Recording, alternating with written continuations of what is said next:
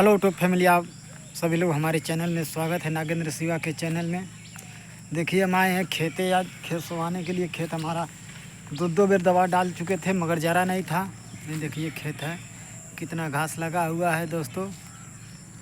दो बार, यही 3 मंडा है हमारा खेत मगर हुआ नहीं कुछ। देखिए कितना घास पड़ा है। दो बार दवा डाल चुके हैं।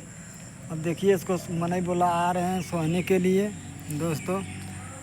आशा करते हैं आप सब लोग ठीक ठाक होंगे, मस्त होंगे, स्वस्थ होंगे। ये देखिए हमारा खेती है यही। हर हर महादेव। देखिए ये बागी है पूरा, इधर सारा बागी है। उधर चौराहा है उस बगल, ये बागी है। देखिए दोस्तों,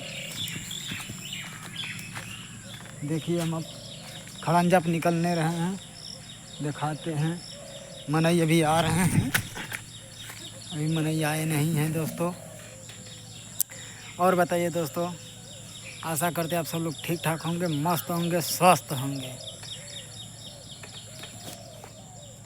देखिए दोस्तों, आगे तक वीडियो हमारे बने रहिए। नेक्स्ट में गुड बाय।